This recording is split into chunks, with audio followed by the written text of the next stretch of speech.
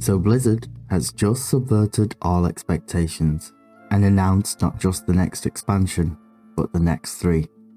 A series that will follow a single storyline dubbed the World Soul Saga. But from a narrative point of view, what does this really mean? What it means is that Blizzard is trying something new. In the past, World of Warcraft has always thrived on speculation. This is never more clearly represented than just before an expansion reveal, when people go to extreme lengths to create the endless fake leaks that can be seen popping up. But now, however, we know the destination. This leaves the speculation to how we will get there and how each of the puzzle fits together. While some of these approaches have their positives and negatives, overall I feel this is a good thing, and here's why. In the past few expansions, they've taught us that MMOs are a terrible way at being able to tell a good story. There's just simply not enough time to let the story breathe on its own, especially when the story has grown to such a massive proportion as World of Warcraft has. I realise I'm inviting a lot of negative comments, that people would just love to point at other MMOs like Final Fantasy. But this exact struggle of releasing regular, narrative-focused content is a struggle that they themselves are still attempting to reconcile right now. In the past, WoW had released numerous books in order to fill in the story beats that were missing. This led to a disconnect between those who did read the books and those who just played the game, as both mediums relied on the other to tell a coherent story. While this worked for a while, lore fans were more than a little upset that they never got to experience the events like the waking nightmare for themselves in the game. We first saw them trying new things in the Dragonblight expansion.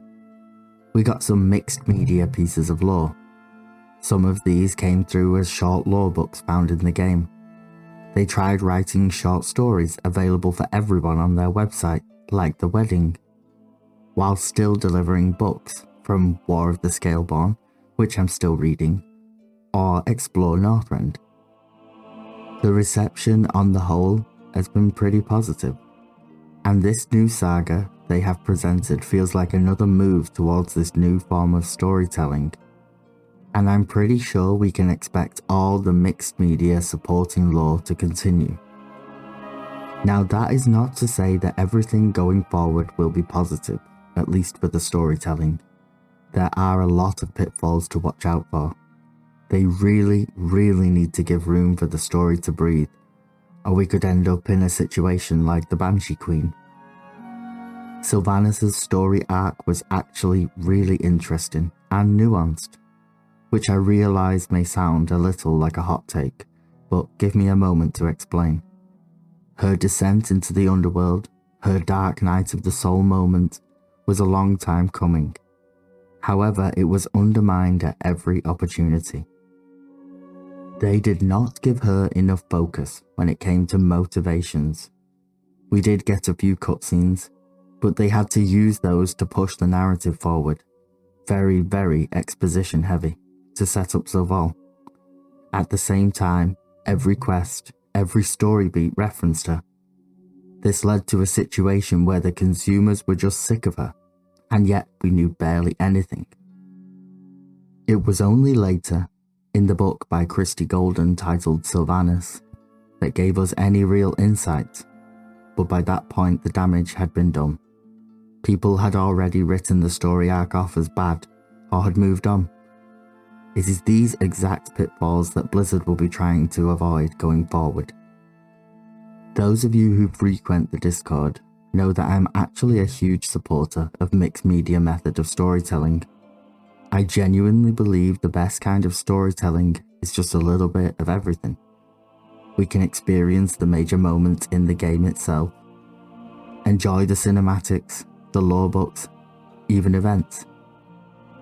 Meanwhile, the foreshadowing and the world building, this can be done with short stories on their website, more cinematic stories along the lines of The Burden of Xal'atath or Legacies, and then branch out even further into other media like comics. They can still keep the self-contained stories in the books, and it would not feel like the entire story is locked away to most who don't want to read it. I still feel one of the greatest mistakes was not making Hearthstone canon and using that as an amazing platform to tell some stories. As it is right now, it's pure guesswork if Hearthstone lore happened or not. The future is definitely bright. I want to emphasize that point here. I cannot be the only one that is more than a little tired of all the doom scrolling that happens on YouTube lately. This new approach may work. It may not. But at least the game we all love is iterating and evolving. We are living in the best timeline right now. Change can be scary. There are a lot of times where things have changed for the worse. However, if anyone has been paying attention to the success of classic World of Warcraft, it is clear that a lot of change has been for the better too. We just need to keep what works and discard what doesn't. Now, let's look at a brief synopsis of everything we know to be coming over the next 6 years. I should make it clear, in case anyone is still confused, these are 3 self-contained expansions, just like before, except they have one overarching narrative that will connect all 3 as a consistent story, which they have named the World Soul Saga. The first expansion, The War Within, is the one we have the most information on. We will finally be dealing with the Sword of Sargeras, and following it to a deep underground kingdom, meeting Earthen and Nerubians. Okay, I admit, the Nerubians in particular was my favourite moment of the entire announcement. They have always been my favourite race. They have such a rich and deep lore, and it was never fully explored. While they are being set up as the first antagonist of the expansion, we will be allying with some of them too. This reminds me a lot of the Pandaria story involving the Klaxi, where we ally with the Paragons because our goals align. Their queen, the Grand Empress Shexia, had been corrupted, and so we had mutual goals. The Nerubians, however, have a long history of opposing the old gods. When we encountered them in Northrend, not only were they fighting against their undead brethren, but also the Naraki, or the Faceless, as many know them. They were trapped on a war of 2 fronts. The Nerubians have long shown themselves to be cultured and insightful and possessing great and ancient wisdom. It will be interesting to see what we can learn from them, and if we can help them to rebuild their civilization free of corruption this time.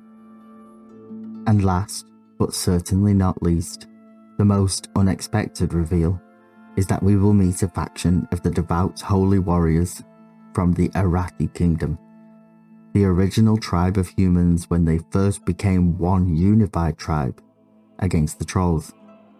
How they got there is still a mystery. However, I do have some ideas and plan to release a video going more in depth on what could be going on here. From here, obviously, the details become much more vague. We know the second expansion is to be called Midnight, which will focus on us returning to the kingdom of Quel'Thalas at last, as the Void's full invasion begins. I cannot wait to see what a modern look for the beautiful and renewed lands of the elves looks like. The saga then concludes once more in the frozen lands of Northrend, back to the heart of the Titans' influence on Azeroth, Ulduar, as they will return. We were told that this will uncover the truth of the Titans, at long last. Rather than make this one huge video, I feel we could take a look at each of the major players in the coming battle. The next video will be covering the Titans for a critical look at all they've done in Azeroth, and how our perception may have evolved over time, or not. A great reference point for the future at least. So while I won't keep you forever, I just want to take a moment to give a huge thank you to everyone who supported the channel by subscribing or just liking or leaving a comment. Reaching 1k subscribers is insane. And when I started the channel, I really didn't expect it to grow at all. So once again, a huge thank you to everyone that has supported us, and I promise that it won't be stopping here. So don't forget to come back anytime.